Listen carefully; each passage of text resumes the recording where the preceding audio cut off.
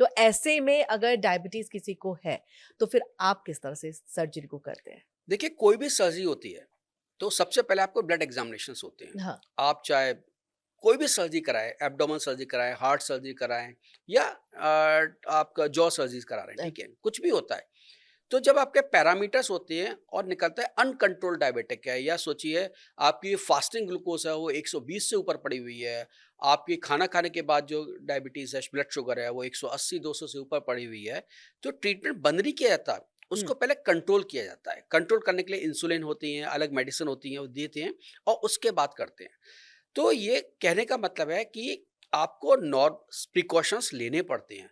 कोई patient hypertensive है, हाँ, तो हाइपरटेंसिव पेशेंट को जब इंक्रीज ब्लड प्रेशर, उस पर कोई ऑपरेशन नहीं किया जाएगा, उसको मेडिसिन देके उसको लोअर डाउन किया जाएगा, उसके बाद ही ये उसकी बात किया जाएगा सर्जरी एक्चुअली। होगी। ठीक है, अब आप कोई कैंसर थेरेपी के बाद कीमोथेरेपी चल रही है, हुँ। तो एक पर्टिकुलर टाइम के बाद जब उसकी ब्लड स्ट्रीम नॉर्मल हो जाती है, ब्लड उसका नॉर्मल हो जाता है, उसके बाद एक्चुअली सर्जरी की जाती है। तो सर्जरी कभी मना नहीं किया जाएगा, लेकिन सर्जरीज होती हैं कंट्रोल करने के बाद। अगर डायबिटिक्स है, हुँ। पेशेंट उसको कंट्रोल नहीं कर रखा है, ब्लड शुगर कंट्रोल नहीं कर रखा है, तो पोस्ट ऑपरेटिव कॉम्प्लिकेशंस जो होते हैं, जैसे बहुत ज़्यादा सूजन आना और मसूड़ा फूलना, और पेशेंट को रिकवरी बहुत स्लो होती है। हुँ। पर कॉर्टिकोबेसल इम्प्लांट्स की खासियत ये है कि वो ऐसी बोन को एंगेज कर रहे हैं जो ऑलरेडी हमेशा रहेगी।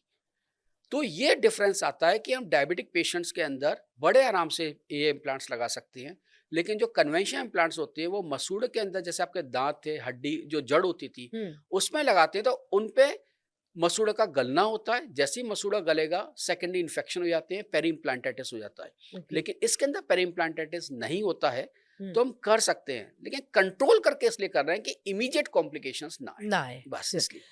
अ, डॉक्टर विवेक आपने मैं जाने ही वाली थी कॉर्टिकोविसल्स के ऊपर में उस टेक्नोलॉजी उस ट्रीटमेंट के बारे में इम्प्लांट के बारे में जानने के लिए क्योंकि देखिए हमने एक बात की कि पैसे कम खर्च हो इसके चक्कर में एक ऐसे डॉक्टर के पास वो जाते हैं जो फॉल्स या डुप्लीकेट कुछ भी चीज का यूज करके जो है वो यस, उस वक्त में ट्रीटमेंट कर देते हैं लेकिन कॉर्टिकोविसल्स एक ऐसा ट्रीटमेंट है एक ऐसा इम्प्लांट है जिसको करने के बाद आप पैसे बचा सकते हैं यस मैन, कुछ परफेक्ट, यस, कैसे? मतलब मैं इसी चीज़ को थोड़ा डिटेल में और मैं चाहूँगी व्यूअर्स ऑफ जाने कोर्स। कि आप बेहतर ट्रीटमेंट कम पैसे में भी कर सकते हैं, इसलिए आपको फ़ॉल्स या डुप्लीकेट ट्रीटमेंट कराने की ज़रूरत बिल्कुल भी नहीं है, इम्प्लांट की बिल्कुल ज़रूरत नहीं है। देखिए, इम्प्लांट जो आप चूज़ कर रहे हैं, वो आपके डेंट बेचारे पेशेंट के हाथ में नहीं होता है, ठीक है ना? डेंटिस्ट के पास जाता है, वो डेंटिस्ट कहते हैं कि मैं एक्स अमाउंट में आपको ऑपरेट कर दूँगा। हुँ। दूसरा डेंटिस्ट बैठा है, मैं वाई अमाउंट में ऑपरेट करूँगा।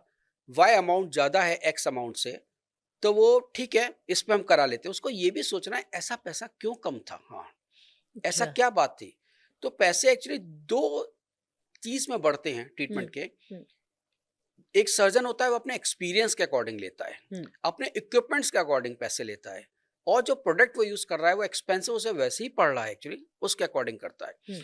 तो वो पेशेंट पूछ सकता है कि सर ये इम्प्लांट्स कहाँ किस कंट्री से आ रहे हैं? मेरे कहने का मतलब ये नहीं कि हमारे इंडिया के इम्प्लांट्स बेकार है, ऐसा कुछ भी नहीं है एक्चुअली, नहीं है। ठीक है ना? हाँ, लेकिन आपके पास कोई भी रिफाइंड प्रोडक्ट होएगा, उसका कॉस्ट बढ़ती है। ज़रूरत से ज़्यादा नहीं बढ़नी चाहिए, पर बढ़ती है। तो ये तो बहुत बड़ा फैक्टर है। अब आप दूसरा था कि लॉन्ग टर्म पैसे हम कैसे बचा सकते हैं? हुँ, आप आते हैं, आपके सोचिए नीचे एक साइड दाँत थोड़े-थोड़े हिल रहे हैं, इधर नीचे हिल रहे हैं, लेकिन आप कहते हैं मुझे तो यहाँ नहीं है, मुझे यहीं इम्प्लांट लगवाना है। ओके, डेंटिस्ट समझा था, आज सुबह मेरा कंसल्टेशन था मेरी क्लिनिक पे, ओके। पेशेंट आते हैं तो उनको सिर्फ़ ऊपर का दोनों साइड लगवाना था। मैं उनको एग्ज़ामिन करता हूँ।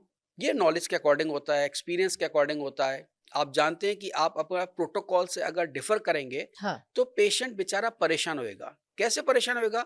आज वो सिर्फ़ ऊपर मैं अगर दोनों साइड उसके इम्प्लांट लगा देता, बाकी चीज़ के बारे में डिस्कस नहीं करता, हुँ, तो मेरे इम्प्लांट फ़ेल होने का काफ़ी खतरा था। ओके। ठीक है। इम्प्लांट फेल होने का खतरा था, या क्या होता है कि आज मैंने पीछे इम्प्लांट लगा दिए, थोड़ी देर बाद आगे दाँत हिलने लगे, फिर ये कि नीचे हिलने लगे, हुँ, वो रिपीट आता ही रहेगा, आता ही रहेगा, आता ही रहेगा। होना चाहिए वन स्टॉप सॉल्यूशन। हम ओके। लोग बोलते हैं treat the case as a whole. हुँ, एक बार कराइए, ढंग से कराइए और कंप्लीट कराइए। तो इस पेशेंट को मैंने दिखाया कि उसके आगे के दाँत में भी थोड़ा-थोड़ा हिल रहे थे। उसका नीचे proper treatment, root canal treatment नहीं हो रखे थे।